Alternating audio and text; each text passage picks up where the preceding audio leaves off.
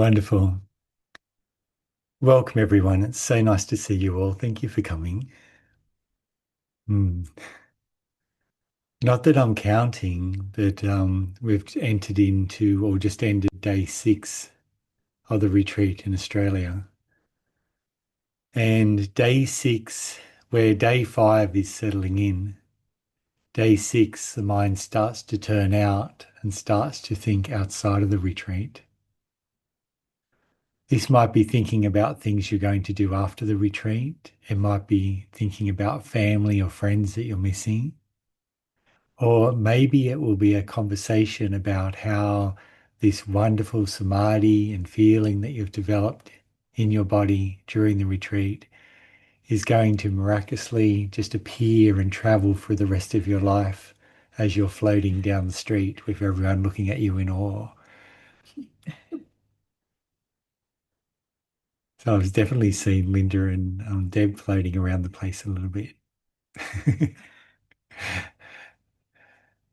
Be careful of this going out of your mind. The mind has a tendency of going out towards complexity. It sees not a lot happening here. And so it starts to bring future into the meditation retreat. So I can remember on my own retreats, I'd notice my mind starting to incline out. Oh, I really need to go and talk to this person and make amends and go and visit this person. I haven't seen them for a while and all these sorts of things. The reality is there is no future. There's just now. There's always been now. Soften, relax back into your body. Become aware of your body's awareness as presence.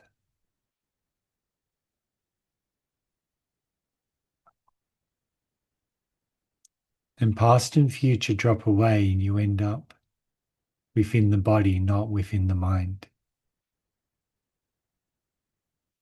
So whenever you notice your mind leaning forward, kind of like when you're driving a car and you're in a traffic jam and you're kind of leaning towards the window, trying to make it go fast, the car go faster than what it is. Or when you're running late, I should say, to get somewhere. We kind of lean forward in our seat. There can be a leaning forward in the meditation. Sit back, rest, and enjoy the ride. Savor this. Savor not having complexity. Savor not being stimulated. Yeah. This is a very rare time. The last days of the retreat aren't wasted. Yeah. As long as you're not finishing the retreat today within your mind. Yeah. Just something to watch out for. On day 2 of the retreat, I read something from Ajahn Chah and I was looking for different things. And I thought, well, it kind of brings us into what we're talking about today.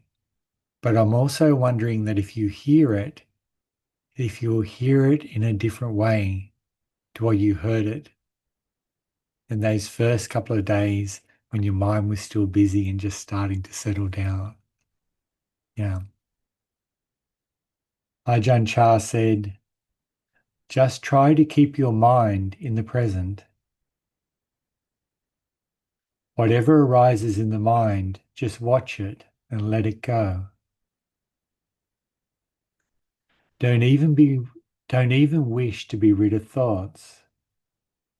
Then the mind will return to its natural state. No discriminating between good and bad, hot and cold, fast and slow. No me and no you, no self at all. Just what there is. When you walk, there is no need to do anything special. Simply walk and see what is there. No need to cling to isolation or seclusion. Wherever you are, know yourself by being natural and watching. If doubts arise, watch them come and go. It's very simple. Hold on to nothing. It's as though you are walking down a road. Periodically, you will run into obstacles. When you meet these defilements, these obstacles, just see them and overcome them by letting them go. Don't think about the obstacles you've already passed. Don't worry about those you have not yet seen. Stick to the present. Don't be concerned about the length of the road or the destination. Everything is changing. Whatever you pass, don't cling to it. Eventually, the mind will reach its natural balance where practice is automatic. All things will come and go by themselves.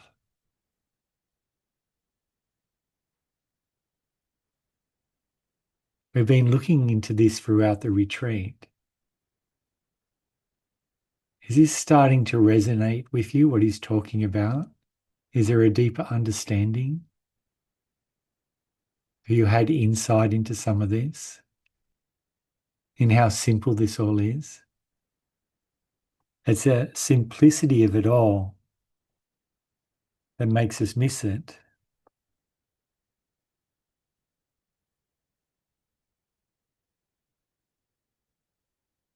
Today we're going to talk about part 2 of talk on Vedana in the Satipatthana Sutta. In the Satipatthana Sutta, the Buddha divided Vedana, feeling, into two types, worldly and spiritual.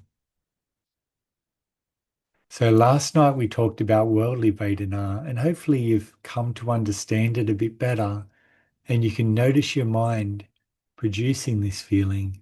You can notice how when you see or hear or smell or taste or experience things in your body or in your mind, that there can be a feeling there, a pleasant feeling or an unpleasant feeling. Have some of you been able to notice that? You can see that? Before we make any choice, before we do anything, there's usually a feeling, a Vedana, and a desire or aversion to that Vedana that drives our thought, speech, and action. Keep looking, see what you can see.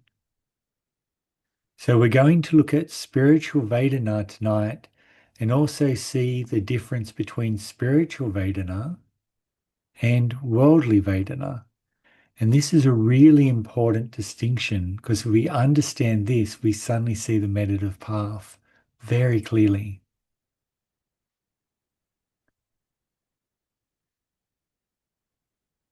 There's a discourse from the Buddha. I haven't got the sutta that it's from, when he was reflecting on spiritual Vedana, that he wasn't calling it that. And he said, I recall once when my father, the Sakyam, was working and I was sitting in the cool shade of a rose apple tree. Then, quite secluded from sensuality, secluded from unskillful mental qualities, I entered and remained in the first jhana, with piti and sukha born of seclusion, accompanied by applied and sustained attention. Could this be the path to awakening? Then following that memory came the realization that is the path to awakening. I thought, so why am I afraid of that pleasure that has nothing to do with sensuality, has nothing to do with unskillful mental qualities? This is really important. One of the first important things here is to recognize that the Buddha was only young at the time, sitting in the shade of this tree, watching, his father and other people working. I guess his father was overseeing them, working in the fields in the hot sun. And so he's in the shade, cool, comfortable, yeah, relaxed. Now, what he wasn't doing was concentrating on a meditation object. What he wasn't doing was trying to block everything out by focusing on one thing. This is really important. He was relaxing back.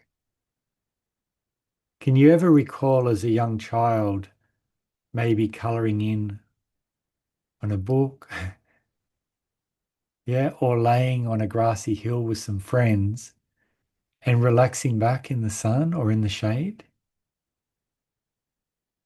Yeah. In the old days, it used to be sunbaking on the beach covered in oil, yeah, on a towel with our eyes closed and just falling asleep on the beach. Used to get cooked. But there's a feeling to it that relaxing back, but not concentrating in on anything. Yeah. And when we're relaxing back, we start to go into a deep relaxed state. Maybe you can recall that feeling of being deeply relaxed. So the Buddha, through his paramis, I guess, was sitting there and he said he was secluded from sensuality. So secluded from sensual stimulation. So I guess he wasn't scrolling on his mobile phone. I still can't picture the Buddha sitting back scrolling on a mobile phone. Yeah. Secluded from sensuality. So no desire for being stimulated with his senses. There just wasn't any there at that time. And secluded from unskillful mental qualities. So the hindrances. So no hindrances, no sensual stimulate or sensory stimulation. So these were the conditions for first jhana. Those two things. You can see in our own meditation practice, this is what we're battling with all the time. The mind just keeps wanting to go out and get stimulated. It wants to go out to the party. It wants to go to the senses. It wants to go to the mind. If it's not getting something, it will create it. Thoughts and memories and fantasies and all sorts of images and voices in our head and experiences in our body. Yeah. So it was that seclusion from those two things that created the conditions where he entered and remained in the first jhana. And that's defined by piti and sukha born from seclusion.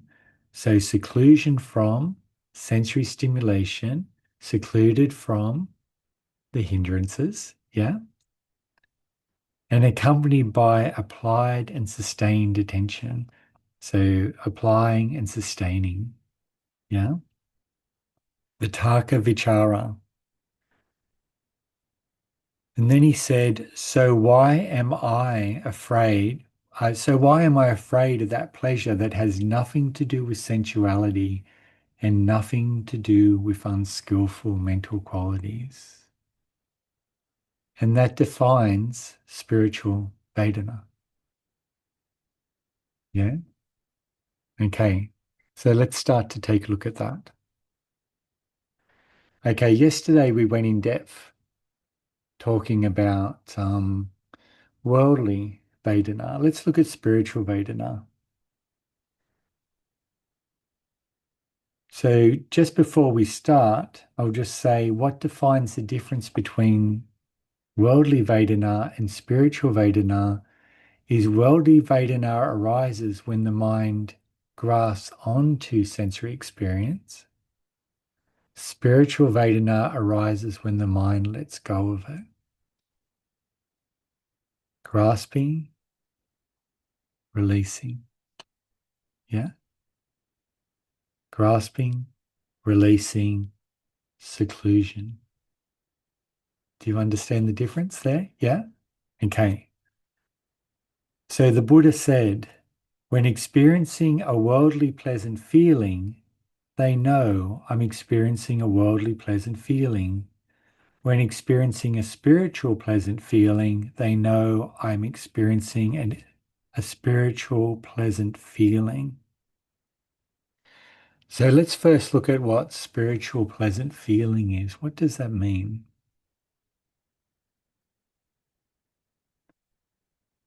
Whenever we let go of something, there's a feeling of lightness, of relief, of putting down a burden, of not having to carry something anymore. Yeah. Whenever the mind or whenever we grab onto something, like we hang on to a thought, a memory, a fantasy, or one of our senses, there's a feeling of weight, a feeling of complexity, a feeling of picking up a burden. And this is something we can observe within ourselves. Notice how heavy your mind feels when your mind starts to obsess on something.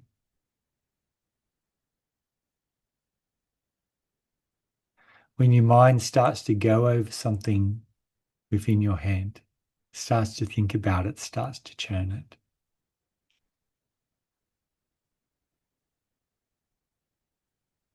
If your mind desires that, the weight will increase. If your mind is averse towards that, the feeling of the weight will increase as well. Something we get sensitive to in our meditation practice is just how uncomfortable it is to be thinking about things all the time. And how nice it is when that thinking, that remembering, that fantasizing settles down and the mind and body start to calm and become more still and quiet. It's like, oh, there's a sense of relief.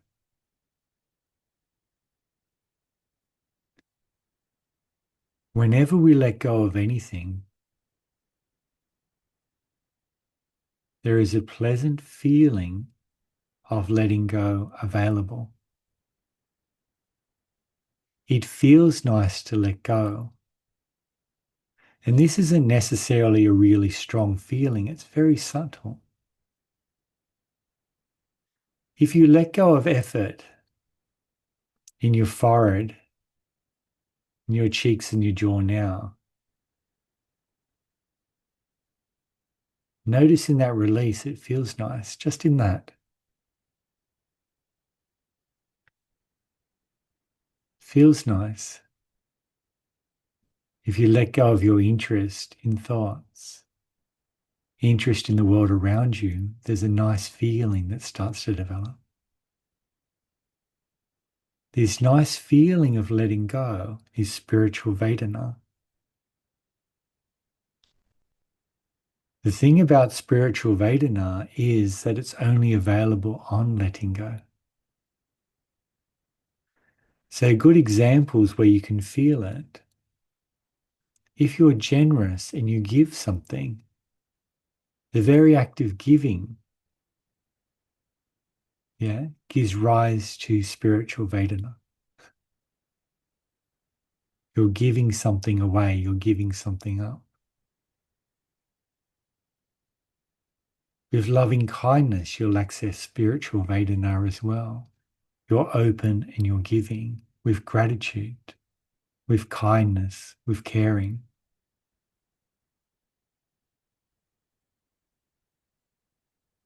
When you're sitting in your meditation and you soften, relax, you relax your body, you relax your mind. That nice feeling that you get is spiritual Vedana, spiritual pleasant feeling. And this spiritual Vedana has momentum. It builds. The greater the letting go, the more clear, accessible that pleasant feeling is, that nice feeling is. And that's the nice feeling that builds into joy and builds into tranquility and builds into piti sukha in our meditation and eventually builds into jhana. Yeah.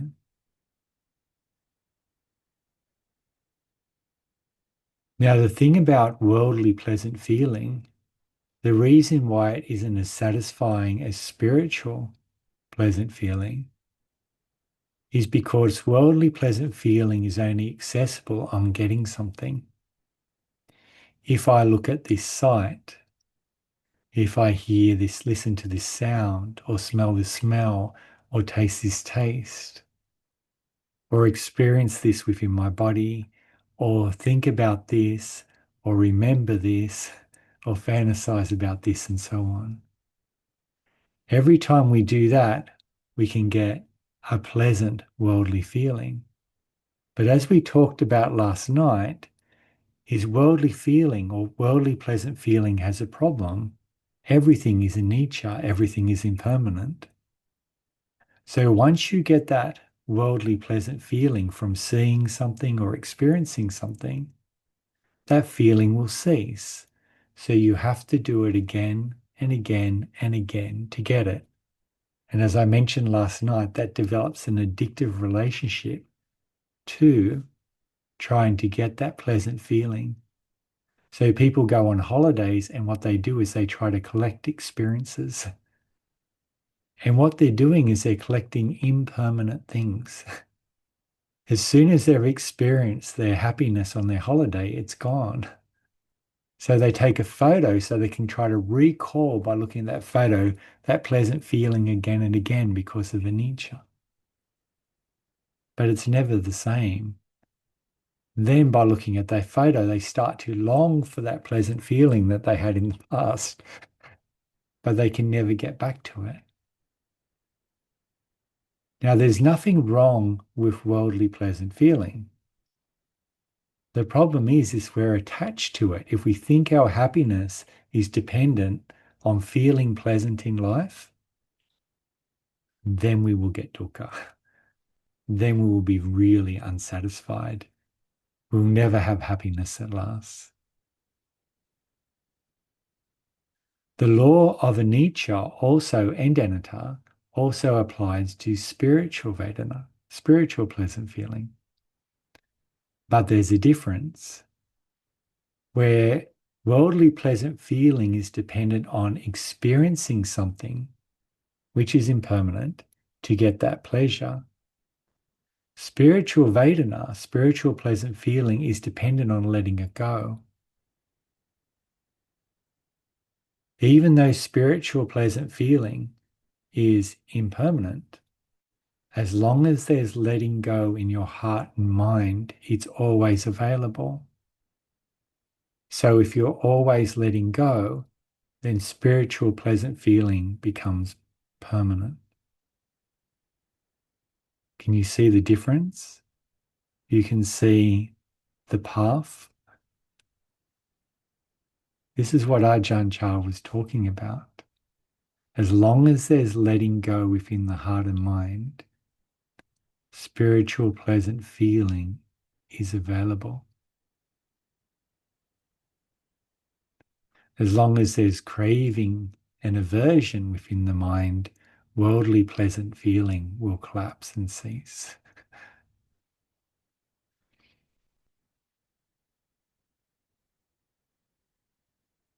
So our path is to train the mind to de-addict or break its addiction to worldly pleasant feeling and train the mind to find pleasure in, to delight in. The Buddha you said viharati. Vihara is a place where monks and nuns live. It's where you will find the monks and nuns. It's where they dwell, a vihara, a monastery. So viharati, a dwelling place. This spiritual pleasant feeling, the pleasure of letting go, can be a dwelling place, a home for the heart and mind. And that's what we're intentionally cultivating in MIDL by beginning the practice by learning to relax, to find enjoyment in relaxing and letting go, first the body, then the mind, and then gradually letting go of the world. letting go of everything until that spiritual Vedana is always present, grows into piti and sukha, and then develops into jhana. If you can see what we're doing. So that's spiritual pleasant feeling.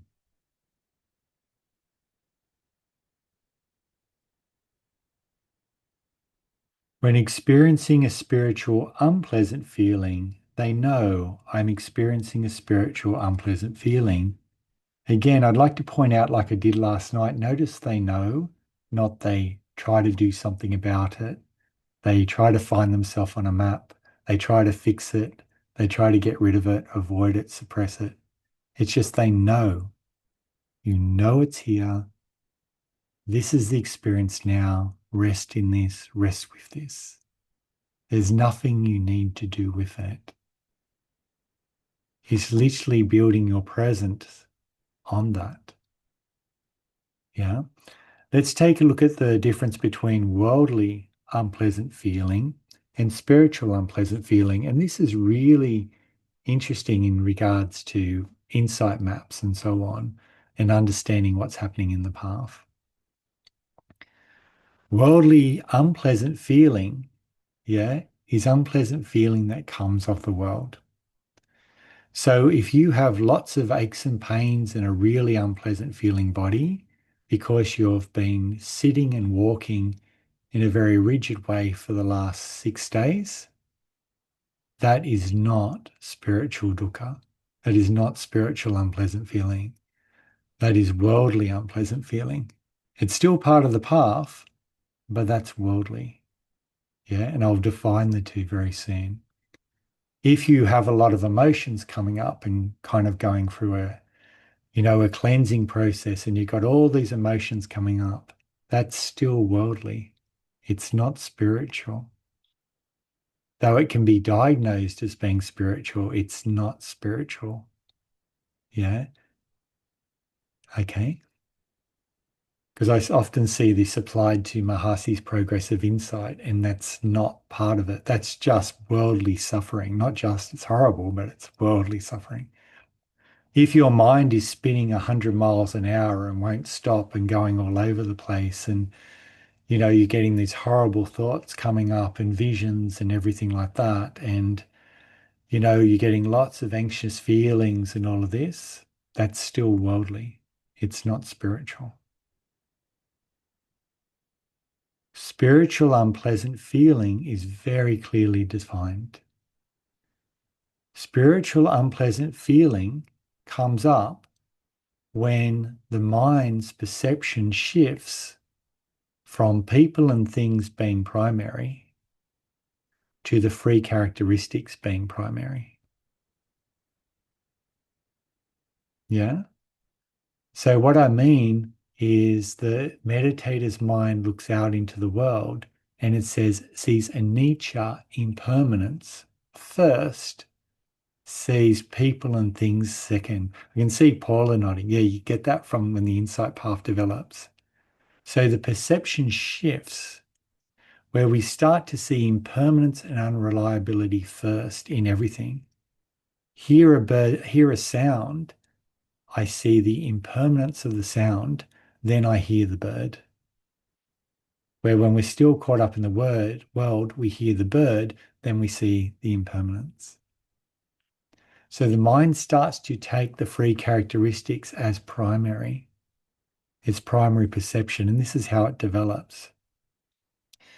With anicca, what we do is we start to take meditation object and then we start to notice how things come and go. Could be sensations, could be thoughts, could be memories, could be sounds, could be anything. Yeah? But we notice that things come and go. As we start to notice that things come and go, we become more aware of coming and going and less aware of the thing being there. So we start to notice the beginning of things and we start to notice the end of things. Yeah? As we become more accurate and the samadhi develops, then we stop noticing the beginning of things And then we start to just notice the ending of experiences. So the experience is gone. The sound's just dum. You hear dum, dum, the thought dum. Everything's just kind of drop. Then as we get more accurate, what we do is we go from seeing the ending of an experience to sitting right on the edge of the experience, so that every time awareness lands on the edge of the experience, it slides off and it misses it. Kind of like walking down a staircase and kind of just missing the stair and sliding off the each stair as you walk down. Anyone else has had the pleasure of doing that, of missing a stair. So basically what happens is awareness becomes so precise with the ending of things that it drops off the end. This causes a feeling of fear and dread. And the reason why it causes a feeling of fear and dread to come up, massive fear and dread coming up, is because the mind can find no reliability, no stability, no solid ground. There is nothing it can be aware of that does not collapse. Yeah. And so it's then that the meditator's mind is experiencing spiritual unpleasant feeling. Yeah. Now, as this matures, the fear and dread becomes greater, and it's full anxious feelings, and it's just like being extreme anxiety. The mind races, everything goes crazy. It's really, really unpleasant. It's horrible. But it's because the meditator's mind can't find stability. Where they find stability is starting to notice and develop the perception of anatta. Started noticing that things are coming and going, but they're coming and going, or they're going by themselves. And it's the gradual perception of anatta that causes letting go within the heart and mind, that eventually the heart and mind let go. And then the mind shifts, still taking the characteristics as primary, from fear and dread to equanimity. Yeah. And then you just have very fine coming and going of everything, all gone, gone, gone, gone, but without any reaction within the mind at all. And there's no reaction in the mind anymore, because with equanimity, the mind does not produce Vedana. So the mind is just equanimous with everything. Yeah. Now, what we do in MIDL is we cushion this with a little trick. What we do is we take anatta as the primary characteristic, which is slower to develop the perception of than anicca. But if we take anicca as a primary characteristic and we're meditating in daily life, it can really mess up meditators' lives. Meditators go into the dukkha jnanas, the knowledges of suffering in daily life, and they can start reacting in that way to people around them, because they're actually walking around with a spiritual unpleasant feeling, anxiousness, reactivity. Yeah. So what we do is we take anatta as the characteristic, how things come and go by themselves. But what we do is we take this spiritual unpleasant feeling, that fear of letting go,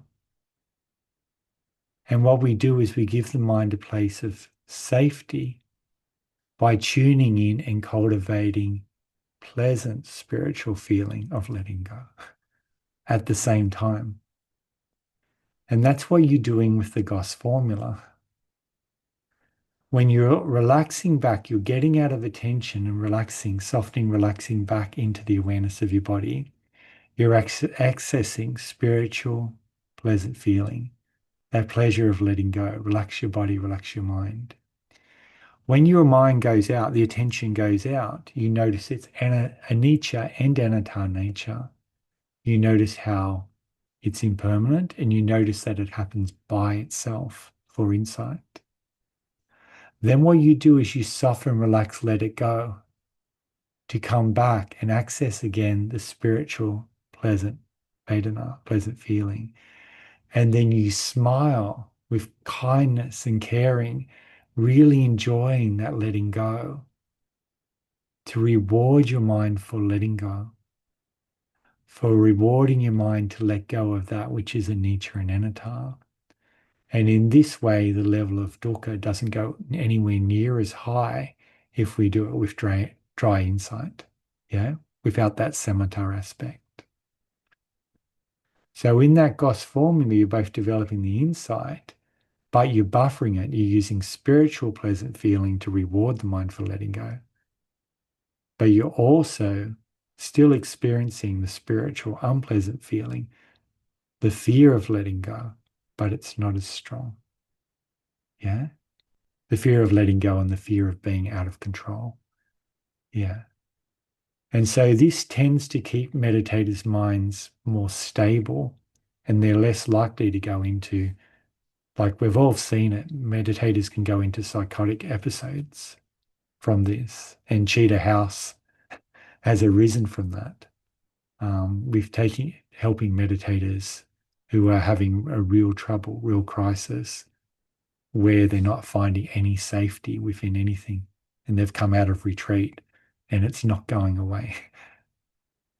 So we have to be really careful when we're meditating seriously, like we are, and doing retreats, because what you're doing is you're repeating behavior, and any behavior that you repeat can become habitual for your mind, and it can be the way that your mind perceives the world when you're out in the world, when you're with family and friends and work and so on.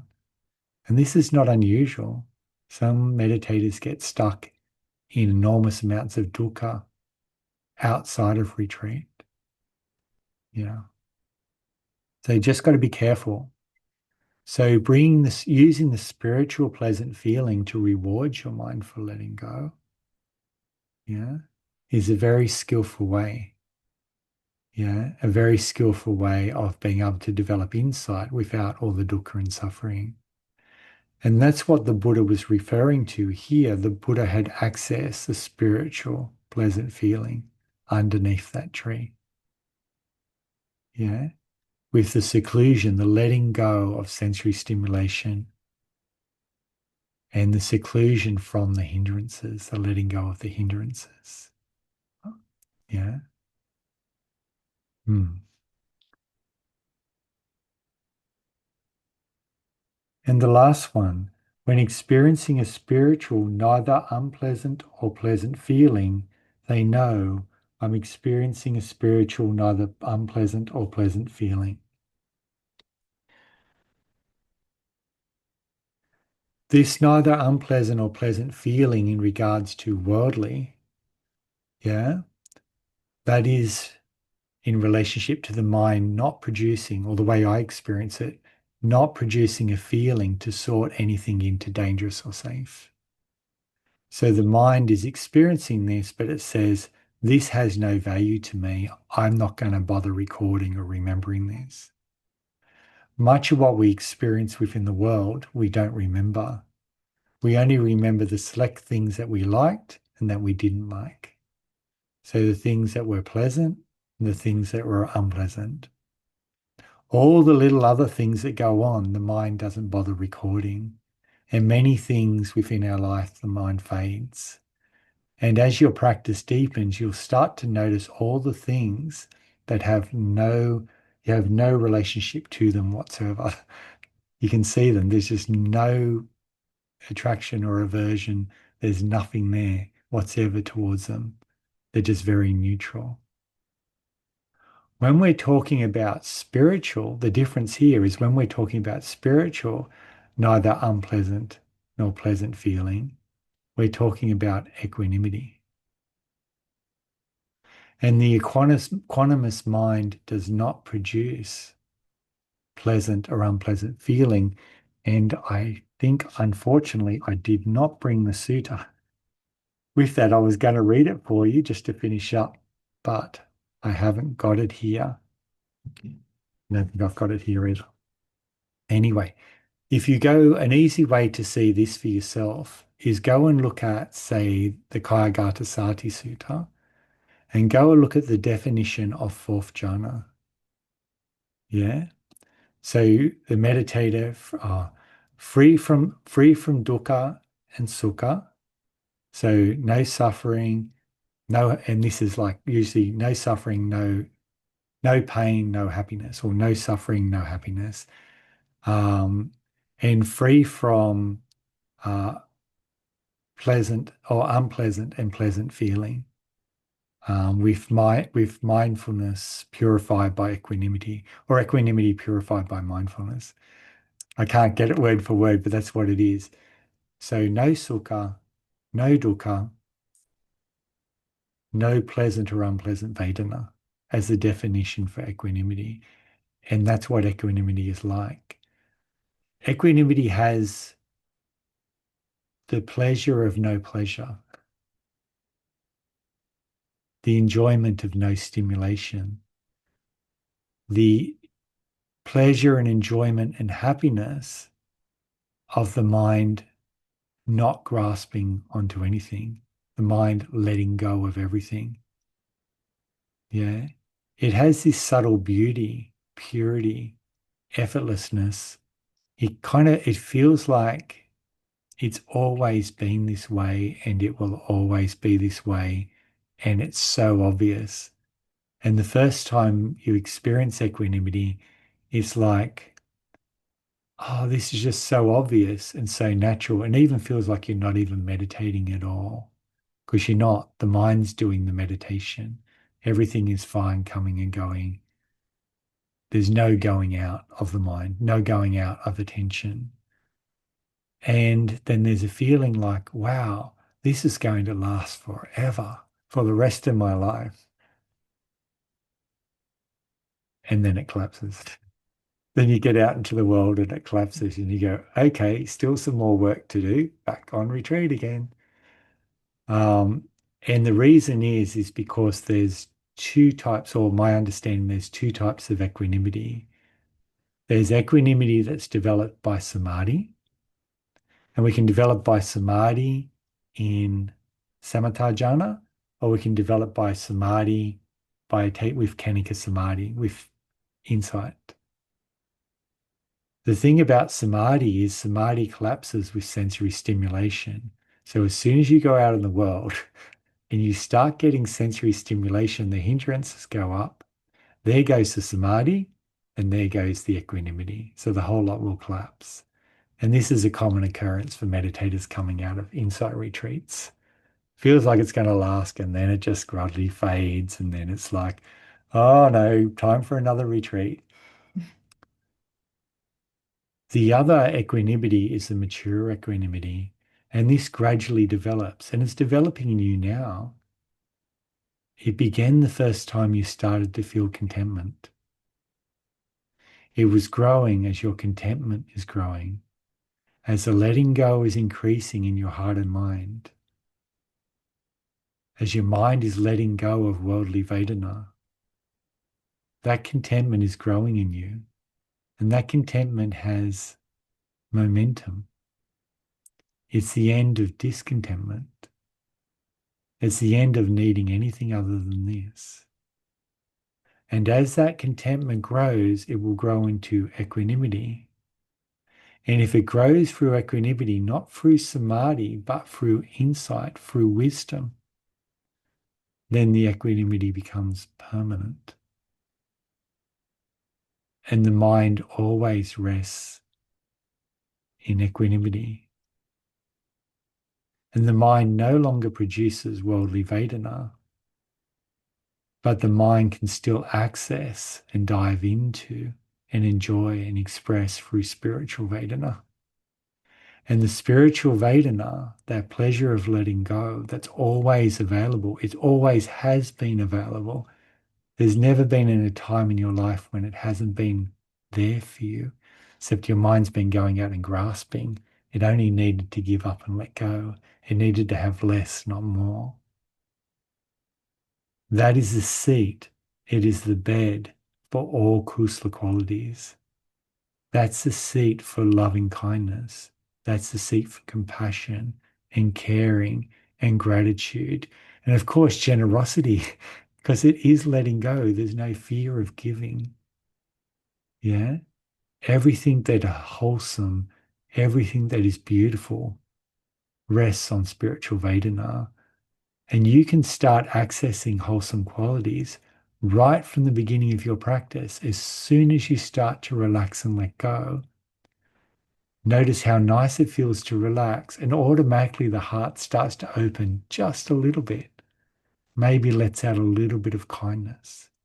Maybe lets out a little bit of acceptance and caring.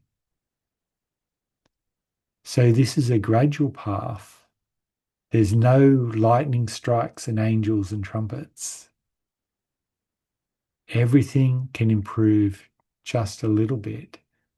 And it's the accumulation of little bits and celebrating those little bits of letting go within your heart and mind that will lead down this way path to Nibbana. Wonderful. I hope that was helpful. Thank you, everyone, for sharing. I really appreciate it.